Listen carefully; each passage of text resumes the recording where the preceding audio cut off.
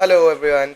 आज हम लोग बिगिन करने जा रहे हैं इलेक्ट्रोलिटिक सेल। मैं कोशिश करूंगा कि तुम्हें पूरा आइडिया दूं अबाउट इलेक्ट्रोलिटिक सेल, उसका क्वांटिटेटिव पार्ट कैसा है, क्वालिटेटिव पार्ट कैसा है, सब कुछ तुम्हें आइडिया मिले about an electrolytic cell. So let's just start with it. चलिए, शुरू करते हैं हमारा इलेक्ट्रोलिटिक सेल वाला part.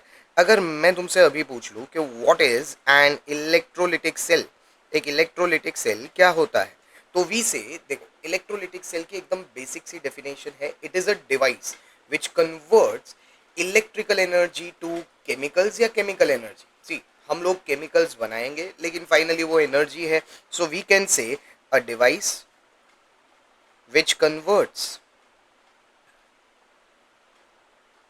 Electrical energy to chemicals, you can say. तुम बोल सकते हो कि वो केमिकल्स में कन्वर्ट करता है, या तुम ये भी बोल सकते हो कि वो केमिकल एनर्जी में कन्वर्ट करता है। बात दोनों सेम है। उससे आगे अगर मैं बताऊं कि what is the principle of this cell, कौन सा बेसिक साइंटिफिक चीज है जिसके ऊपर ये सेल वर्क करता है, so it carries out a forced or a non spontaneous redox reaction. It carries out a forced or a non-spontaneous redox reaction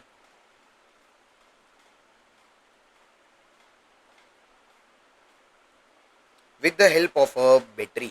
यानी यहाँ पर एक ऐसा नॉन स्पॉन्टेनियस रेडॉक्स रिएक्शन होगा जो अपने आप होना पॉसिबल नहीं है। तो हम क्या कर रहे हैं, हम एक बैटरी लगा रहे हैं। उस बैटरी की मदद से हम ये रेडॉक्स रिएक्शन को होने के लिए we are forcing it, so it is a non spontaneous redox reaction जो हम लोग बैटरी के थ्रू करवा रहे हैं, इसीलिए it is a forced or a non spontaneous redox. यहाँ बैटरी जरूरी है, अगर बैटरी नहीं लगाओगे तो पॉसिबल ही नहीं है कि ये रिएक्शन हो पाए। So let's jump into an example of this. कैसे होता है, क्या उसका कंस्ट्रक्शन है, कौन सा इलेक्ट्रोलाइट लेंगे, उसकी तरफ चलते हैं। तो हमारा जो पहला एग्जांपल है, लेट्स टेक मोल्टन और liquid NaCl, molten or liquid NaCl as our electrolyte, and let's try to understand कि हमारे पास ये कैसे फंक्शन करता है। तो उसके लिए हम लोग इस इलेक्ट्रोलिटिक सेल के लिए हम लोग एक बीकर ले लेंगे। इस बीकर में हमें फिलअप कर देना है एक जो भी हमारा इलेक्ट्रोलाइट है। इस केस में हमारा इलेक्ट्रोलाइट है NaCl इन लिक्विड स्टेट। तो मैंने यहाँ पर फिलअप कर दिया है NaCl in liquid state. Mind you, this is NaCl in liquid state. इसका मीनिंग है कि हमारे पास जो भी NaCl होता है उसको इतना हीट करो, इतना हीट करो कि वो लिक्विड में कन्वर्ट हो जाए। दिस डजेंट मीन कि हमने पानी ऐड किया है। पानी ऐड करना वो एक्वेस हो जाएगा। So we haven't added any water, we have converted into liquid. अब इसमें हम लोग दो इलेक्ट्रोड्स पुट अप करेंगे। उस दो इलेक्ट्रोड्स को वायर के साथ कनेक्ट करके हम यहाँ बैटरी लगा देंगे। now for us these will be platinum electrodes। platinum electrodes यानी मैं यहाँ ये कहना चाह रहा हूँ कि these electrodes are inert यानी इन इलेक्ट्रोड्स का अभी एज ऑफ नाउ इन इलेक्ट्रोड्स का कोई लेना देना रिएक्शन से नहीं होगा। They won't carry out any redox. ये सिर्फ इलेक्ट्रॉन सप्लाई करेंगे। हमारे लिए अभी यही इजी होगा, यही हमें समझना है। उसके बाद अगर हम लोग एक्टिव इलेक्ट्रोड लेते हैं तो क्या होगा वो भी हम लोग ध्यान से समझेंगे। But as of now in each and every case that we are going to take initially, we are going to take up platinum electrodes. Now see, अगर हम लोग यहाँ पर ये बैटरी अटैच करते हैं तो बैटरी का positive terminal electrode positive electrode हो जाता है और नेगेटिव टर्मिनल नेगेटिव इलेक्ट्रोड हो जाता है। अब ये नॉर्मल सी सिचुएशन है, हमें यहाँ डिसाइड नहीं करना है कि कौन सी चीज़ क्या होती है। अगर बैटरी का पॉजिटिव टर्मिनल होता है तो वो हो जाएगा हमारा एनोड, और बैटरी का नेगेटिव टर्मिनल है तो वो हो जाएगा कैथोड। तो हमारे पास दो एनोड और कैथोड, पॉजिटिव और नेगेटिव टर्मिनल्स रेडी है। अब होगा ये कि इस NaCl लिक्विड में हमारे पास दो आयंस है, एक Na प्लस है और दूसरा Cl माइनस है। So we have two ions, one is Na plus, another is Cl minus. ये Na प्लस मूव करेगा towards negative electrode as unlike charges attract each other. तो ये Na प्लस मूव करेगा towards negative electrode, whereas this Cl minus will move towards positive electrode. And now with the help of battery हमारा ये redox reaction शुरू होगा। सो अगर हम लोग ये शुरू करते हैं तो सबसे पहले बात करते हैं कैथोड पे क्या होगा। तो कैथोड पे positive, sorry my mistake, cathode पे नेगेटिव इलेक्ट्रोड है, नेगेटिव इलेक्ट्रोड पे पॉजिटिव आयन मूव किया है कैथोड पे। कैथोड की डेफिनेशन के अकॉर्डिंग हमेशा रिडक्शन रिएक्शन होता है। वो रिडक्शन रिएक्शन कैसे होगा, तो यहाँ पहुंचा है हमारा Na+। वो Na+ क्या करेगा, तो वो Na+ एक इलेक्ट्रॉन एक्सेप्ट करेगा और क्या बनाएगा, तो reduction is gain of electron. तो उस Na+ ने एक इलेक्ट्रॉन गेन किया और बनाया सोडियम सॉलिड। यही सोडियम सॉलिड जो हमारा प्लैटिनम इलेक्ट्रोड है उसी के ऊपर डिपॉजिट हो जाएगा। अगर हम एनोड पे जाते हैं, anode is our positive electrode, उधर होगा ऑक्सीडेशन, उधर पहुंचा है Cl-। अब जैसे सोडियम ने इलेक्ट्रॉन गेन किया है, Cl को इलेक्ट्रॉन लूज करना है। अगर Cl को इलेक्ट्रॉन लूज करना है तो it will form half Cl2 plus 1 electron. तो एक जगह सोडियम ने गेन किया, क्लोरीन ने लूज किया, तो हमारे पास ये प्रोसेस हुआ। अब अगर इसमें ओवरऑल सेल रिएक्शन हम नोटिस करें तो what will be your overall cell reaction, तो Na+ है उसके साथ Cl- है, तो Na+ एंड Cl- मिल के बन जाता है NaCl। So Na+ and Cl- together gives you NaCl। एक इलेक्ट्रॉन रिएक्टेंट साइड भी है, एक इलेक्ट्रॉन प्रोडक्ट साइड भी है, तो कैंसिल आउट होके हमारे पास जो बचा है वो बचा है sodium plus half Cl2। So this is what is left with us. अब अगर तुम सोचो क्या तुम NaCl को ऐसे ही रखते तो क्या वो टूट कर Na+Cl2 बन जाता? नहीं। सो this is a forced redox reaction जो हम कैरी आउट करवा रहे हैं किससे? बैटरी से। अगर हम बैटरी यूज ना करें तो ये रिएक्शन अपने आप नहीं होगा। सो it is a non spontaneous redox reaction. अभी के लिए जैसे ये केस था, हम लोग इलेक्ट्रोलाइट लेंगे, फोकस हमारा इलेक्ट्रोलाइट पे होगा कि इलेक्ट्रोलाइट कौन सा है और उसी इलेक्ट्रोलाइट के अकॉर्डिंग हमारा जो भी रिएक्शन होगा, जो भी फोर्स्ड होगा, फोर्स रेडॉक्स रिएक्शन होगा, वो इसी बेसिस पे होगा। सो ये हमारा पहला एग्जाम्पल था molten NaCl। Now let's try to go for the next example. हम लोग नेक्स्ट एग्जाम्पल की तरफ चलते हैं। ये सबसे इंपॉर्टेंट एग्जाम्पल होगा क्योंकि ये तुम आगे से करते आ रहे हो। इसकी रिएक्शंस थोड़ी अलग है बट इंपॉर्टेंट है, तुम्हें पता भी है प्रोडक्ट्स क्या होंगे, बट रिएक्शंस इंपॉर्टेंट है। सो हमारा सेकेंड एग्जाम्पल हम लेते हैं electrolysis of H2O। Now everyone knows H2O, हमारे पास पानी सबको पता है। आई गेस सब लोगों को इसके प्रोडक्ट्स भी पता होंगे, बट इसकी रिएक्शंस कैसे लिखनी है, क्या होता है, लेट्स डिस्कस अबाउट दैट। तो वापस वही सिचुएशन है, हम लोग एक बीकर लेंगे। इलेक्ट्रोलिटिक सेल में एक ही बीकर होता है, इसमें फिलअप कर देंगे with our electrolyte. This time our electrolyte is H2O। So H2O से फिलअप कर दिया है, इसमें हम लोग दो इलेक्ट्रोड्स रखेंगे, वही अपने प्लैटिनम इलेक्ट्रोड्स हैं। यहाँ पे हमने बैटरी कनेक्ट की है और ये हमारा सेल कंप्लीट हो गया। अब हमें क्या करना है, तो इसमें वापस बैटरी के थ्रू ये पॉजिटिव टर्मिनल हो जाएगा, ये नेगेटिव टर्मिनल हो जाएगा, नेगेटिव टर्मिनल हो जाएगा कैथोड, पॉजिटिव टर्मिनल हो जाएगा एनोड। कैथोड पे रिडक्शन होगा, एनोड पे ऑक्सीडेशन होगा। लेकिन एक इंपॉर्टेंट बात है कि अगर हमें यहाँ पर ये इलेक्ट्रिसिटी कंडक्शन करवाना है तो थोड़े से अमाउंट में एसिड या थोड़े से अमाउंट में बेस या फिर थोड़े से अमाउंट में हमें सॉल्ट कुछ ना कुछ ऐड करना होगा। क्यों? क्योंकि ये जो इलेक्ट्रोलाइट है हमारा H2O अगर प्योर H2O लिया, डिस्टिल्ड H2O लिया, तो it is a non conductor of electricity. अगर वो नॉन कंडक्टर है तो उसे कंडक्टर बनाने के लिए थोड़ा सा, see it is not required in a higher amount, थोड़ा सा चाहिए, सॉल्ट, एसिड, बेस कुछ भी अगर ऐड करोगे तो वो वाटर इलेक्ट्रिसिटी कंडक्ट कर पाएगा। अब जैसे हर बार दो आयंस होते हैं, इसमें भी दो आयंस होंगे। वाटर के दो बेसिक आयंस है, एक है H+ और दूसरा है OH-। ये दो आयंस है, H+ इसमें से मूव करेगा कैथोड की तरफ, OH- मूव करेगा एनोड की तरफ। तो अब हमें एक कैथोड और एक एनोड ये दोनों मिल चुके हैं। अब हमें क्या करना है, उनकी रिएक्शंस लिखनी है। So let's start writing our reactions here. सबसे पहले हम बात करते हैं कैथोड की, जो कि है हमारा नेगेटिव इलेक्ट्रोड। उस पर क्या होना है, तो उस पर होना है रिडक्शन, तो उधर जा रहा है H+। अब जनरली ऑब्वियसली H+ के पास एक ही इलेक्ट्रॉन, H के पास एक ही इलेक्ट्रॉन था जो भी उसने लूज कर दिया है तभी H+ बना है। तो H+ को गेन करने के अलावा, रिडक्शन के अलावा हमारे पास ऑप्शन भी नहीं है। तो ये H+ क्या करेगा, तो ये H+ एक इलेक्ट्रॉन गेन करेगा, बनाएगा half H2। This is the normal reaction of reduction of H+। But हम लोग जैसे हम सबको पता है कि water is not a very great electrolyte. ऐसा नहीं है कि वाटर पूरी तरह डिसोशिएट हो जाता है और हमें कोई प्रॉब्लम नहीं है। वाटर पूरी तरह डिसोशिएट होता ही नहीं है। ये जो H प्लस है, ये हमारे पास उतनी ज़्यादा क्वांटिटी में आता ही नहीं है। अगर तुम्हें थोड़ा सा 11th स्टैंडर्ड वाला याद हो, तो वाटर में से H प्लस की क्वांटिटी होती है 10⁻⁻7 मोलार। सो क्या ये इतनी ज़्यादा क्वांटिटी है जो हम लोग कंसिडर कर पाए? नहीं।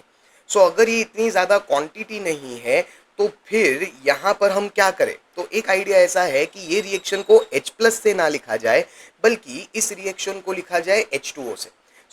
मैंने टेक्निक ऐसे ही सोची है कि अगर हमने H प्लस से लिख ही लिया है, अगर H2O से लिखना है तो यहाँ पर हमारे पास है H प्लस। अब H2O लाने के लिए किस चीज़ की कमी है हमें? What do you think, what is missing in this? H plus के साथ क्या होगा तो H2O बन जाएगा? तो हमारे दिमाग में तुरंत आना चाहिए कि H प्लस के साथ OH माइनस होगा तो H2O बन जाएगा। तो अगर H प्लस के साथ OH माइनस जुड़ जाता है तो वो क्या बना देगा? H2O। ये H2O एक इलेक्ट्रॉन एक्सेप्ट करेगा। अब देखिए, जैसे मैंने left hand side H2O add किया, OH माइनस ऐड किया है, वैसे ही राइट हैंड साइड। हमारा प्रोसेस ये है कि हम लेफ्ट और राइट दोनों तरफ क्या करेंगे? तो लेफ्ट राइट दोनों तरफ हम लोग OH माइनस ऐड करेंगे। H प्लस के साथ OH माइनस ऐड किया तो H2O हो गया। यहाँ पर हमारा प्रोडक्ट है ही हाफ H2, एंड हमारा एक बाई प्रोडक्ट आ जाएगा, वो हो जाएगा OH minus. This will be an easier way to carry out this reaction. ये पहली बार समझ लिया, अब हम लोग ये डायरेक्ट भी कर सकते हैं। It is not necessary to always do these two steps के पहले हम H प्लस से लिखें फिर दोनों तरफ OH माइनस ऐड करें, ऐसा कोई ज़रूरी नहीं है। बट ये समझने के लिए बहुत ईजी है कि H प्लस से तुम पूरी रिएक्शन लिख लो। देन क्या होगा? तो देन हमारे पास H2O चाहिए तो दोनों तरफ OH माइनस ऐड कर दो। ऑन अ सिमिलर पैटर्न हमें एनोड कैथोड पे हमारा मेन प्रोडक्ट मिला है half H2। On a similar pattern हम चलेंगे एनोड पे। एनोड है हमारा पॉजिटिव इलेक्ट्रोड, उधर होगा ऑक्सीडेशन और उधर जा रहा है हमारा OH माइनस। अब इसको भी हम याद रखने की या समझने की कोशिश करेंगे ताकि तुम्हारी मेमोरी भर ना जाए। तो अब उस OH माइनस में विल हैव टू आयंस। कौन से दो आयंस होंगे? तो उस OH माइनस में will have O2 minus and H plus. ये दो आयंस हमेशा होते हैं। OH माइनस में दो एलिमेंट्स है, एक O2 माइनस और दूसरा H प्लस। अब H प्लस के पास तो कोई इलेक्ट्रॉन नहीं है जो लूज कर पाए, तो इलेक्ट्रॉन किसके पास है जो वो लूज कर पाएगा? O2 माइनस के पास इलेक्ट्रॉन है जो वो लूज कर पाएगा। अगर उसे न्यूट्रल होना है, उसे चार्ज लेस होना है, तो कितने इलेक्ट्रॉन्स उसे लूज करने पड़ेंगे? तो we say it has to lose 2 electrons. अगर उसे 2 इलेक्ट्रॉन्स लूज कर दे तो वो बनाएगा खुद हाफ O2 प्लस 2 इलेक्ट्रॉन। तो जो ऑक्सीजन के पास 2 इलेक्ट्रॉन्स थे वो उसने लूज कर दिए, उसने बना दिया हाफ O2। लेकिन OH माइनस में H प्लस भी तो था, तो वो H प्लस को एज इट इज हमें प्रोडक्ट में रख देना है। तो this becomes your oxidation reaction of OH minus. But again the issue remains same. हमारे पास OH माइनस का ऑक्सीडेशन करने पर ही आ गया, लेकिन हम क्या बोलते हैं कि भाई वाटर इलेक्ट्रोलाइट इतना स्ट्रांग नहीं है तो हमें OH माइनस नहीं चलेगा। Again we have to write the reaction from H2O। अगर फिर से H2O से लिखनी है तो कमी किस चीज़ की है? वापस तो कमी है H प्लस की। तो हम दोनों तरफ अब क्या ऐड करेंगे? H plus. तो OH माइनस के साथ अगर H प्लस ऐड होता है तो वो बना देगा H2O। अगर यहाँ पर हम लोग दोनों तरफ H प्लस ऐड करते हैं तो ये हाफ O2 प्लस 2 इलेक्ट्रॉन रहेगा ही, लेकिन उसके साथ साथ ये हुआ कि हमने और एक H प्लस ऐड किया है। एक H प्लस ऑलरेडी रिएक्शन में है, so it becomes 2H plus. ये हमारी ओवरऑल रिएक्शन हो गई एनोड की। अब अगर हम ओवरऑल सेल रिएक्शन देखें, if we go for overall cell reaction, तो हुआ ये है कि हमने लिया है H2O और बना है H2 प्लस हाफ O2। ये तुम्हें ऑलरेडी पता होगा, सब लोगों को पता होता है कि अगर H2O का इलेक्ट्रोलिसिस करो तो H2 प्लस हाफ O2 बनता है। ये हमारे पास नेक्स्ट पार्ट हो गया। This is how your electrolysis of H2O is carried out. अब हम लोग चलते हैं towards our next part, and in that next part will be studying कि अब हमें देखिए, अभी तक हमारे पास सिर्फ दो दो आयंस थे। जैसे अगर हमारे पास if I talk about NaCl तो Na plus and Cl minus, H2O तो H plus and OH minus, दो आयंस थे तो हमें सिलेक्शन कुछ नहीं करना था। हमारे पास पॉइंट ये था कि भाई एक एनोड पे जाएगा, एक कैथोड पे जाएगा, एक ऑक्सीडेशन होगा, एक रिडक्शन होगा, हमें कुछ नहीं सोचना है कि किसका होगा। So now will move on to a part where we need to think कि किसका ऑक्सीडेशन हो रहा है, किसका रिडक्शन हो रहा है। इसलिए let's take up a third case, that is electrolysis of Na2SO4। Electrolysis of Na2SO4, अगर इलेक्ट्रोलिसिस ऑफ Na2SO4, बट इस बार ये इलेक्ट्रोलिसिस ऑफ Na2SO4 हम करने जा रहे हैं एक्वेस। अब अगर ये एक्वेस Na2SO4 का इलेक्ट्रोलिसिस किया, वो कंस्ट्रक्शन पूरा सेम रहता है, बीकर होगा, दो इलेक्ट्रोड्स रखेंगे, बैटरी लगाएंगे, everything is same, so that's why I am not drawing it again, but बात वही रहेगी। अब इस बार सिर्फ ये सोचना है कि आयंस कौन से आएंगे। तो हमारे पास इस बार चार आयंस आएंगे, दो नहीं, इस बार चार आएंगे। Y four ions? Because Na2SO4 में से एक Na प्लस आएगा, एक SO4 2 माइनस आएगा। ये तो हमने जो सॉल्ट लिया है उससे दो आयंस आए ही, लेकिन उसके साथ साथ दो आयंस वाटर से भी आएंगे। Why? Because this is an aqueous solution.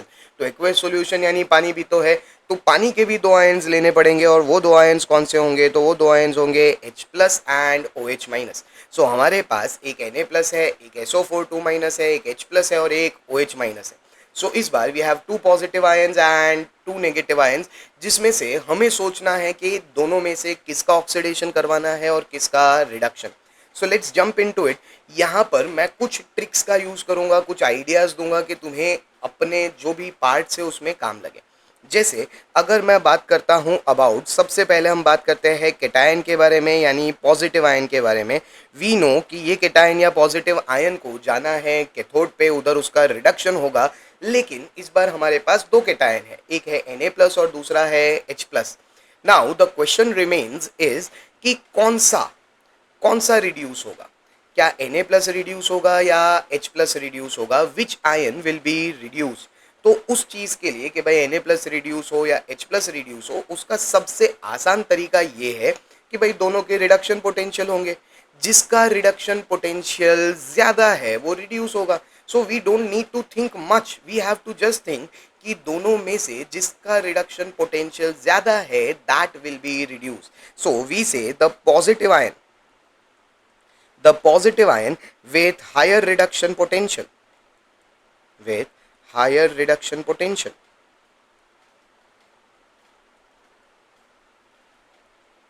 undergoes reduction at cathode। सो जो भी पॉजिटिव आयन है जिसका हायर रिडक्शन पोटेंशियल है, उसका क्या होता है? तो उसका रिडक्शन होता है कैथोड पे। अरे वाह, अ वेरी सिंपल आइडिया। जिस आयन का रिडक्शन पोटेंशियल ज़्यादा है उसका रिडक्शन होगा कैथोड पे। But the problem is very important. जो प्रॉब्लम है वो क्या है? तो प्रॉब्लम ये है कि क्वेश्चन तुरंत आता है, सर Na प्लस का रिडक्शन पोटेंशियल ज़्यादा है या H प्लस का? We are unsure. Maybe you remember all reduction potentials, but majority times you don't. तो अब क्या करोगे? तो एक सिंपल टेक्निक मैंने बनाई है, क्योंकि दिस नॉर्मली हम लोगों को जो सॉल्यूशंस आते हैं वो एक्वेस सॉल्यूशंस होते हैं। तो उस एक्वेस सॉल्यूशंस के चलते एक हम लोग ट्रिक की तरह कर सकते हैं। Remember 5 metals. कौन से 5 मेटल्स? तो वी से copper, mercury, platinum, silver and gold. These are the 5 metals: copper, mercury, platinum, silver and gold। ये 5 metals है। अगर इन 5 में से किसी भी मेटल का आयन होता है, if you have an ion of these 5 metals then reduce them। अगर इन 5 में से किसी भी मेटल का आयन हो तो उसे रिड्यूस करो। अगर इन 5 में से किसी का भी आयन नहीं है, तुम्हारे पास सोडियम है, पोटेशियम है, कैल्शियम है, इन 5 में से किसी का आयन नहीं है, then reduce H plus। so if not then reduce H plus। यानी हमें ध्यान हमेशा किस पे देना है? तो हमें ध्यान देना है मेटल पे। अगर मेटल इन 5 में से है, यानी कॉपर, मर्क्यूरी, प्लैटिनम, सिल्वर या गोल्ड, इन 5 में से अगर कोई मेटल है तो फिर उस मेटल आयन को रिड्यूस करो। अगर नहीं तो फिर हम रिड्यूस करेंगे H प्लस को। सो उस बेसिस पे तुम्हें ध्यान रखना है कि या तो इन 5 में से मेटल आयन हो, या तो फिर तुम किसे रिड्यूस करोगे? तो या तो रिड्यूस करोगे H प्लस को। सो एक छोटी सी ट्रिक होगी जो हमें काम लगेगी when we are doing it for positive ion और केटायन। अब उसी तरह हमें वही चीज़ डिस्कस करनी है फॉर नेगेटिव आयन, और we can say anion. Anion या नेगेटिव आयन में क्या करोगे? तो ऑब्वियस है एनायन या नेगेटिव आयन को जाना है एनोड पे, उधर उसका ऑक्सीडेशन होगा। तो इसमें भी बात सिमिलर है। अगर नेगेटिव आयन है हमारे पास वो नेगेटिव आयन जिसका ऑक्सीडेशन पोटेंशियल ज्यादा है उसका क्या होगा, ऑक्सीडेशन होगा। कहाँ ऑक्सीडेशन होगा, एनोड पे। So we can say the negative ion with higher oxidation potential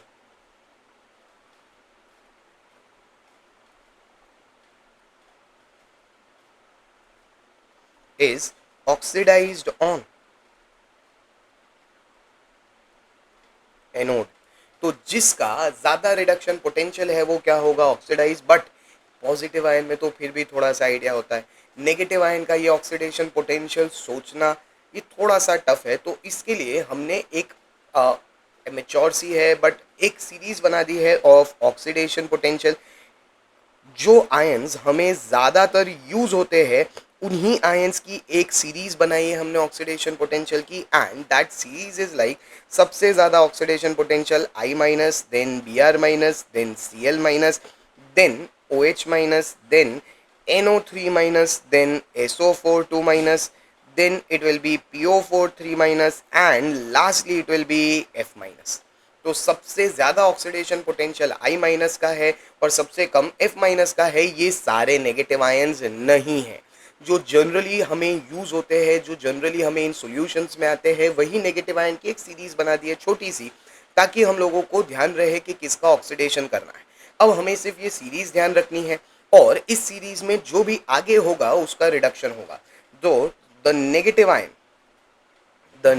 ion which is before in this series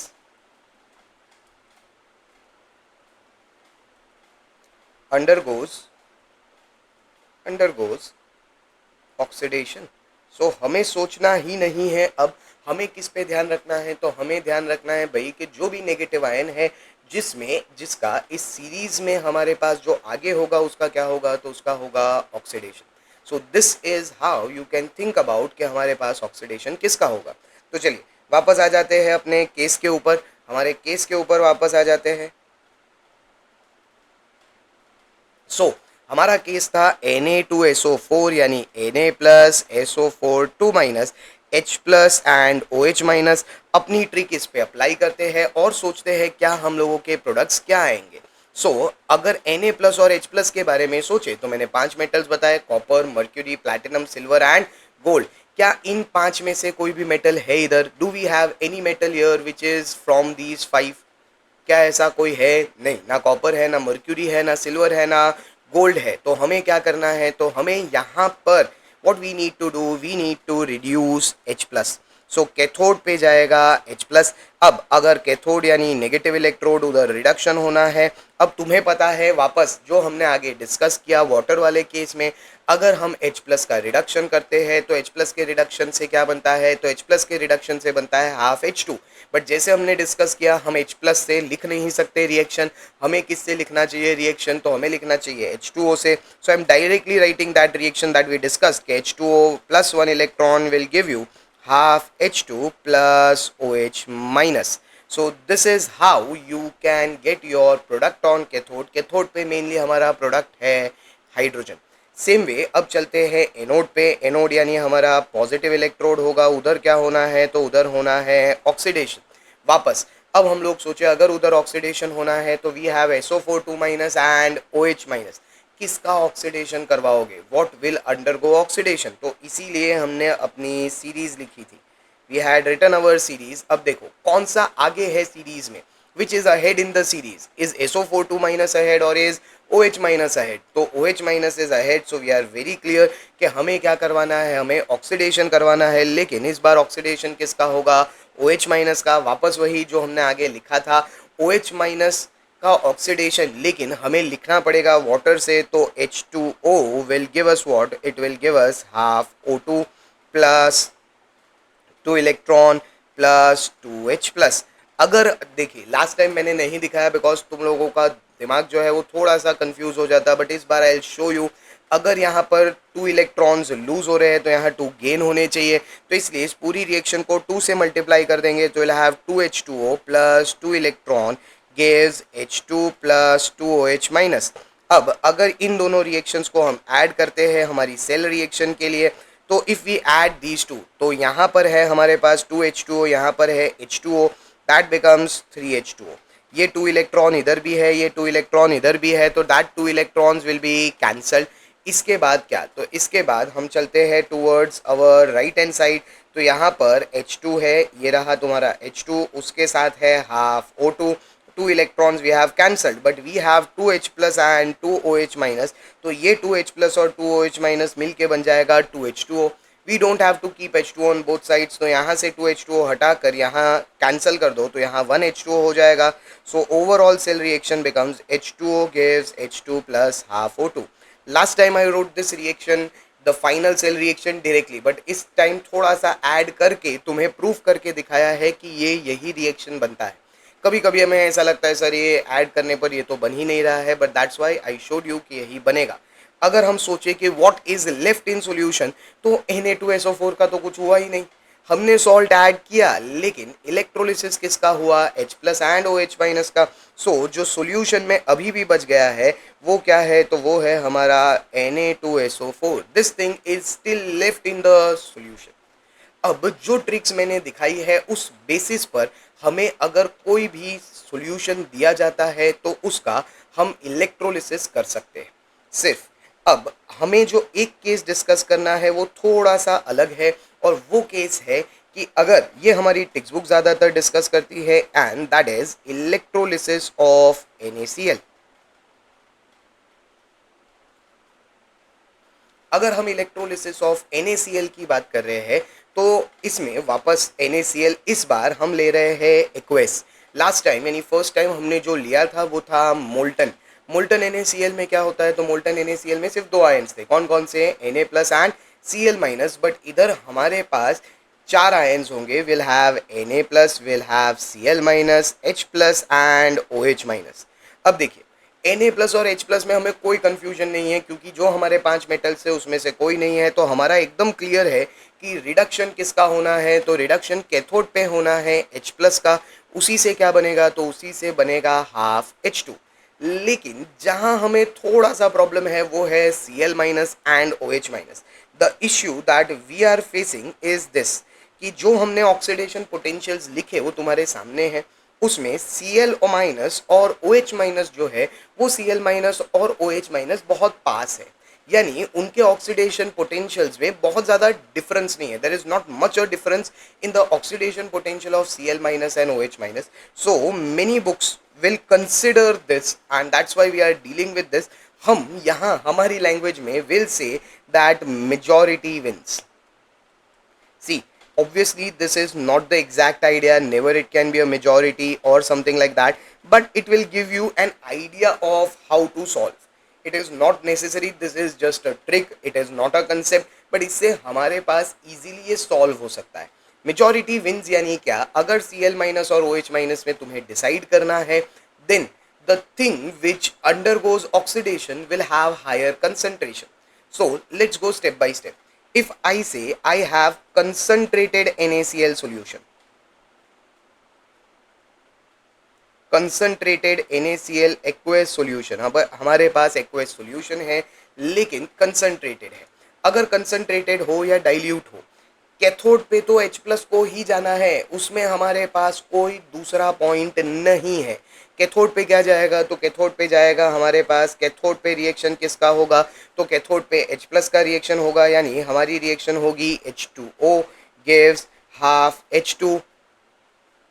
sorry my mistake, हमारे पास यहाँ पर लेट्स कैंसिल दिस, यहाँ पे हमारे पास जगह भी नहीं है। सो एक काम करते हैं, यही चीज़ पीछे लेकर चलते हैं कि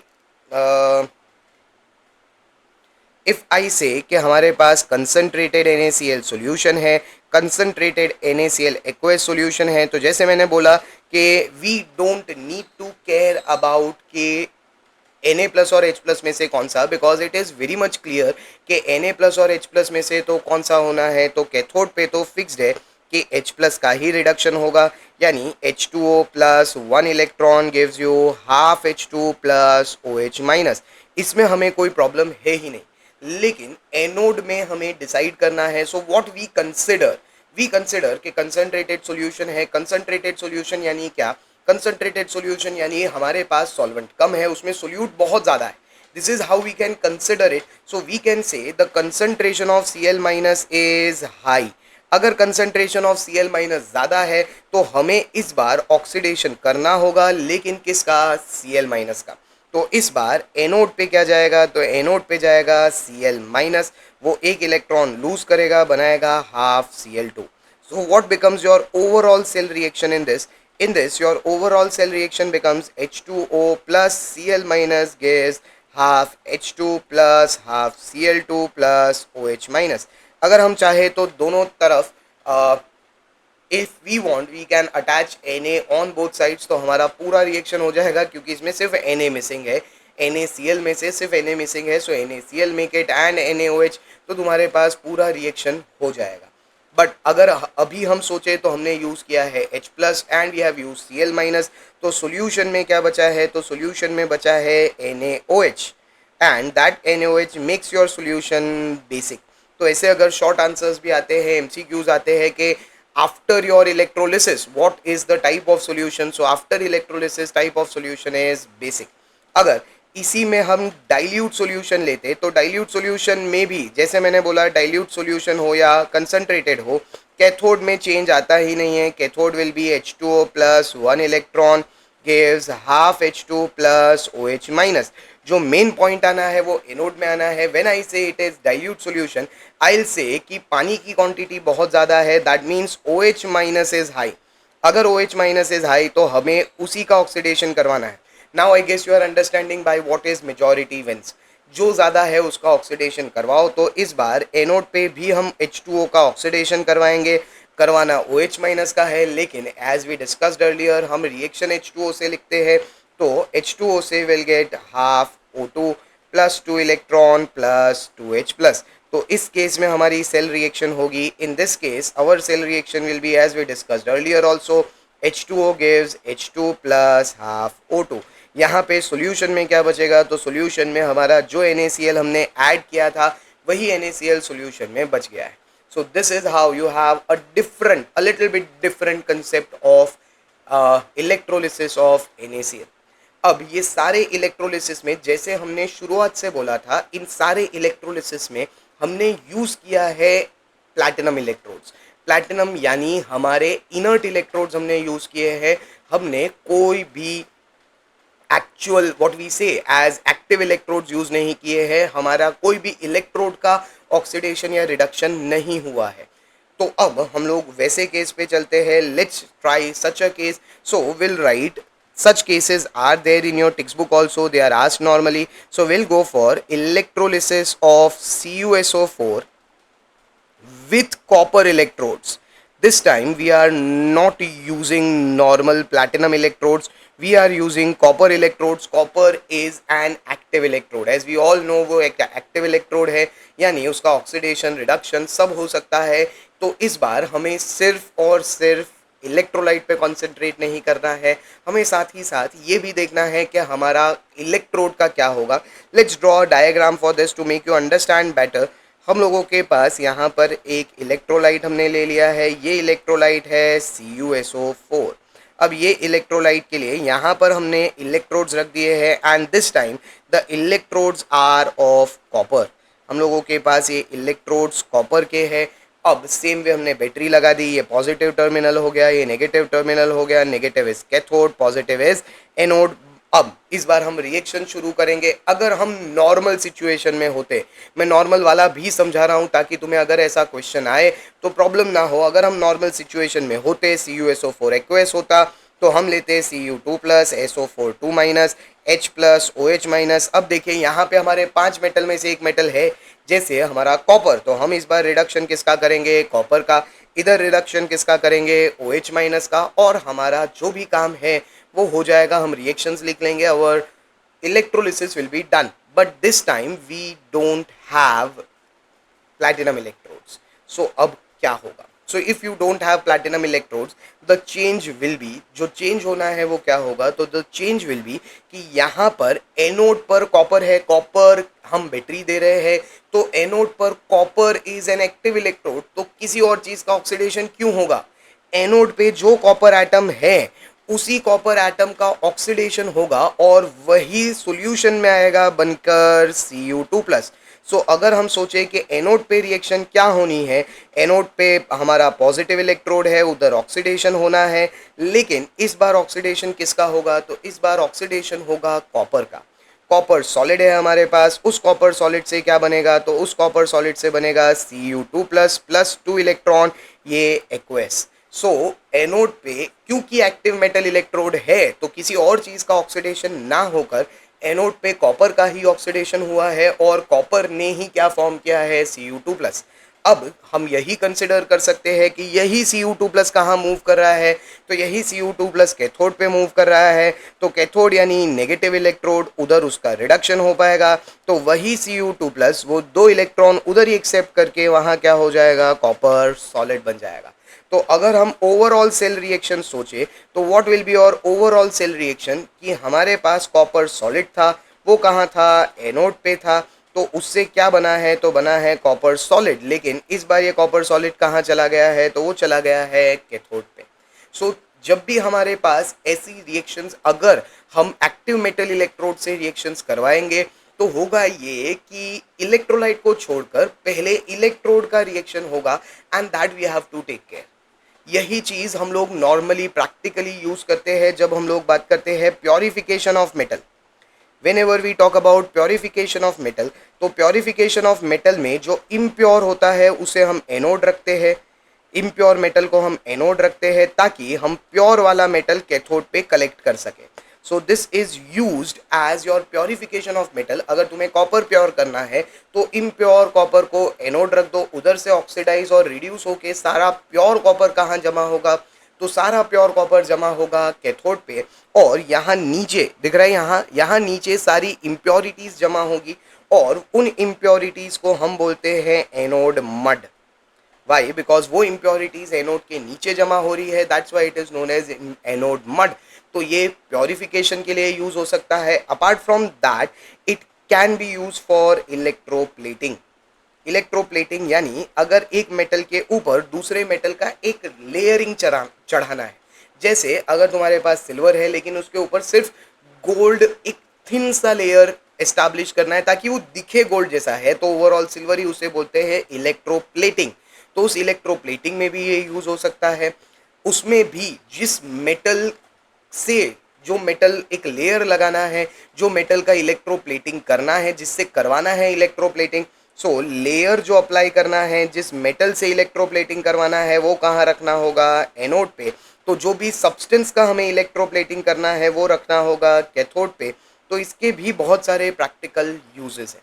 So this is how you can have your entire qualitative part of electrolysis, जिसमें हमने डिस्कस किया कि हमारे पास नॉर्मली अगर सिर्फ 2 आयन्स है तो किसका ऑक्सीडेशन किसका रिडक्शन होगा, अगर 4 आयन्स है तो कैसे डिसाइड करना है कि किसका ऑक्सीडेशन किसका रिडक्शन होगा, अगर तुम्हारे पास हर बार H+ ना हो या कोई और चीज़ दे दी जाए साथ में, तब भी जो कंसेप्ट है वो सेम रहता है कि भाई जिसका रिडक्शन पोटेंशियल ज़्यादा है उसका रिडक्शन होगा, जिसका ऑक्सीडेशन पोटेंशियल ज़्यादा है उसका ऑक्सीडेशन होगा। So all those concepts remain same, जो हमारे पास बदलता है वो ये पार्ट बदलता है। सो this is the idea about electrolysis. फिर हमने फाइनली डिस्कस किया कि अगर एक्टिव इलेक्ट्रोड्स लोगे तो क्या होगा। So this is your qualitative idea about electrolysis. So हम चलते हैं कि हमारे पास क्वांटिटेटिवली क्या होगा। If we have quantitative discussion about electrolysis, so what is that? कैसे अब क्वांटिटेटिवली डिस्कस करना है, यानी इस बार हमारा क्वेश्चन ये नहीं होगा कि कौन सा प्रोडक्ट मिल रहा है। Will believe that we know what product we are getting, but the question will be how much is your product obtain, कितना प्रोडक्ट ऑब्टेन होगा। So now we are moving towards our quantitative electrolysis. So as I said, here our discussion will be more towards what is your product obtained and sorry, how much is your product obtained and not on what is the product. अब इस चीज को discuss करने के लिए हमारे पास है Faraday's laws of electrolysis. देखिए, हम ये लॉज पढ़ेंगे, इसको समझेंगे, लेकिन I will make very clear that these laws are not the way we normally solve our questions. मैं तुम्हें दोनों मेथड्स दिखा दूंगा, क्वेश्चंस कैसे सॉल्व करने हैं वो समझा दूंगा. So we will get an overall idea of how these questions are tackled. So let's begin. There are two laws of Faraday जो इलेक्ट्रोलिसिस में काम लगते हैं. That is first law. The first law says that the mass produced on any electrode is directly proportional to the charge passed. If we are doing electrolysis, the produced mass produced on any electrode is directly proportional to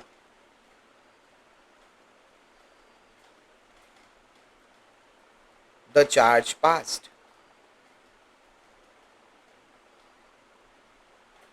तो जो भी हम मास produce करेंगे, अगर कोई भी electrode पे हम इलेक्ट्रोलिसिस करवा रहे हैं, उस इलेक्ट्रोलिसिस में जो भी मास प्रोड्यूस होगा वो मास किससे प्रोपोर्शनल है? तो वो मास प्रोपोर्शनल है चार्ज से. जितना चार्ज ज़्यादा पास करोगे उतना मास ज़्यादा प्रोड्यूस होगा.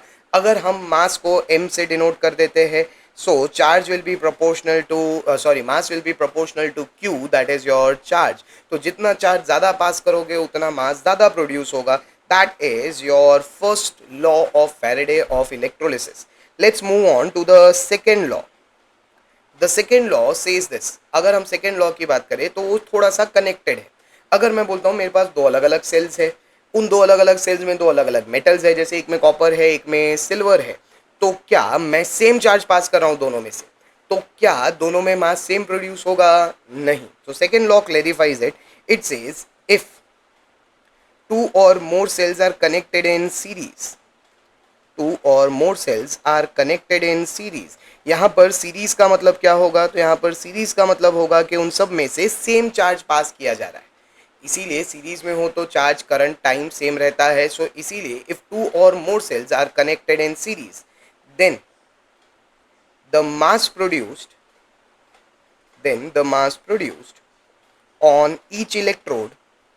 on each electrode is directly proportional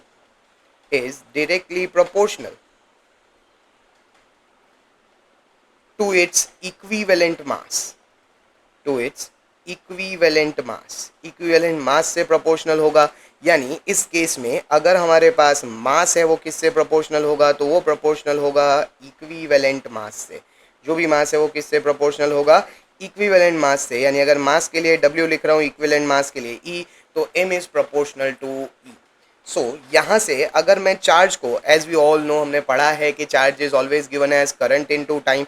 so I can say M is proportional to IT. M is also proportional to E. So I can say M is proportional to EIT. अब मैं एक छोटा सा formula दिखा देता हूं कि अगर तुम्हारे पास ये तुम्हें इससे आगे ले जाना हो तो इससे फॉर्मूला ये आता है कि M is equal to EIT.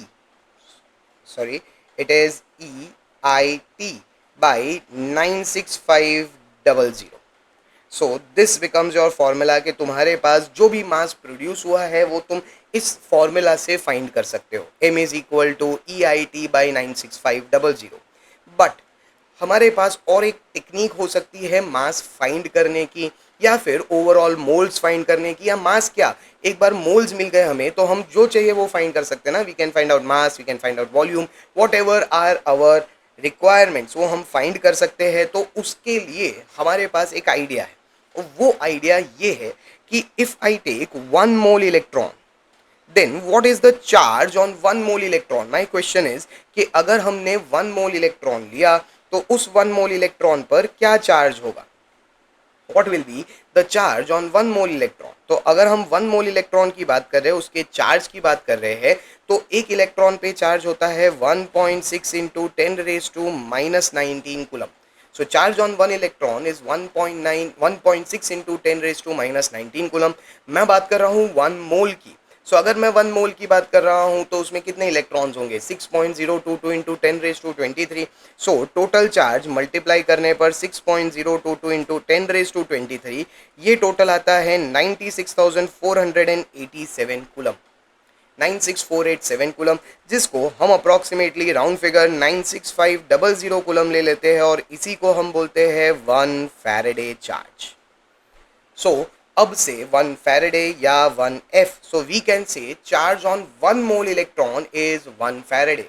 हमें ज़रूरत है चार्ज की, तो हम 1 मोल इलेक्ट्रॉन पे चार्ज कितना है, तो 1 मोल इलेक्ट्रॉन पे चार्ज है 1 फैराडे. अब इसी आइडिया का हम यूज़ करेंगे. We are going to use this idea कि वो 1 फैराडे चार्ज है, तो हम स्टोइक्योमेट्री अप्लाई करेंगे and will try to solve this. Let's say इसका एप्लीकेशन कैसा होगा, तो हम ये बोलेंगे कि if you have Na plus, एक इलेक्ट्रॉन एक्सेप्ट हो रहा है, बन रहा है Na. So can I say, let's try कि can I say 1 mole electron, यहाँ से 1 mole, so we can get 1 mole sodium. So our idea for stoichiometry we are applying कि अगर 1 मोल इलेक्ट्रॉन लेते हैं, so what we get is 1 mole sodium. 1 mole electron पे अभी हमने charge calculate किया, and what is the charge on 1 mole of electron, it is 1 Faraday. So can I say 1 Faraday gives you 1 mole sodium. So if 1 Faraday gives you 1 mole sodium, I can have any amount of charge and I can find out moles. As for example, I say I have 0.25 Faraday charge, so what will be mole of sodium? So moles of sodium will be 0.25. Simple. सो अगर तुम्हारे पास कभी भी, तुम्हें ये stoichiometry से हो सकता है, you can write any reaction, positive ion, negative ion. If you have Mg2 plus 2 electron gives Mg. So what you can say, 2 mole electron gives you 1 mole Mg. So you can say 2 Faraday charge gives you 1 mole Mg.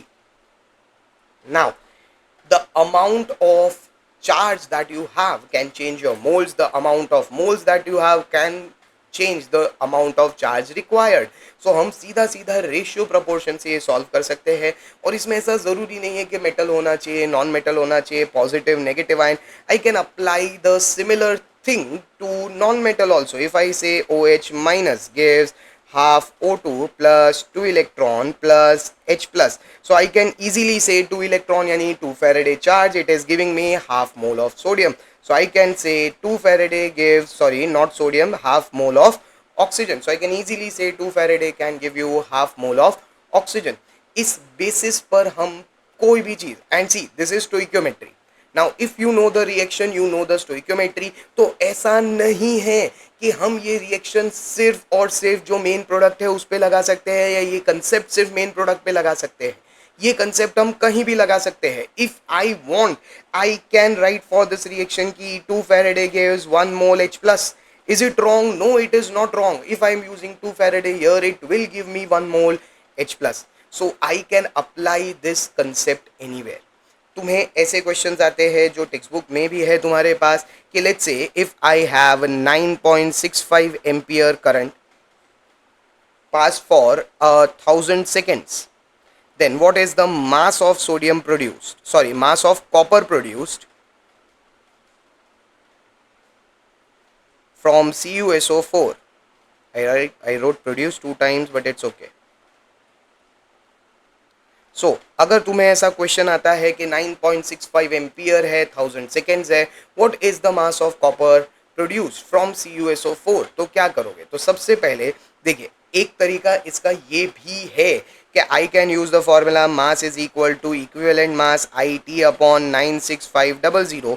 इसमें मुझे सिर्फ equivalent mass of copper find करना है, जो कि copper का molecular mass upon its valency. इस case में कॉपर की वैलेंसी होगी 2. सो आई कैन प्लेस के equivalent mass is 63.5, that is atomic mass by of copper by 2. तुम्हें बाकी सारा डेटा पता है, इसमें रख दो तो तुम्हें डायरेक्टली मास का आंसर मिल जाएगा. This is one of the methods. Yes, correct, this method can be used. This is simpler, but this is used when you need mass.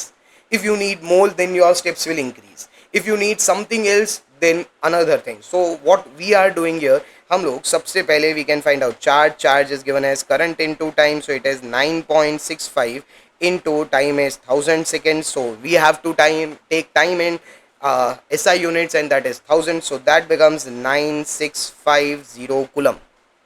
So if I divide it by 9650 divided by 96500, so it becomes 0.1 Faraday. If it is 0.1 Faraday, what will say? We have Cu2 plus 2 electron gives Cu. So here I can say 2 Faraday gives 1 mole Cu. So if I have 0.1 Faraday, how much of copper I'll obtain? So if I need this, so moles of copper will be how much? So moles of copper will be 0.1 into 1 divided by 2. That means it is 0.05 mole. So I have got moles of copper. Now if I need moles, I can say number of moles is mass upon molecular mass. So I have number of moles as 0.05, mass I require, and molecular mass is 63.5 for copper. So mass will be 0.05 into 63.5.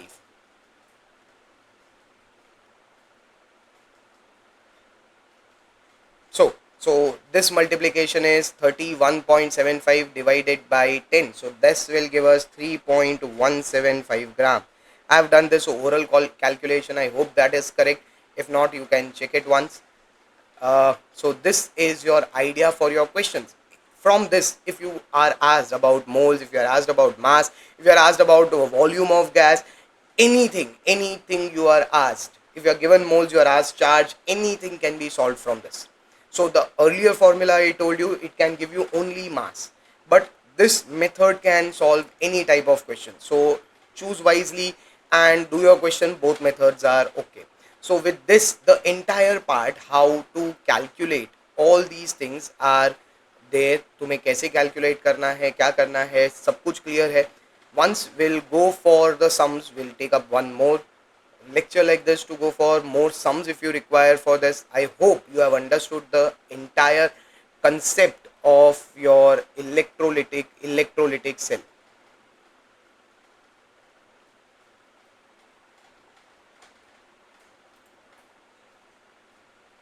Mm, yeah.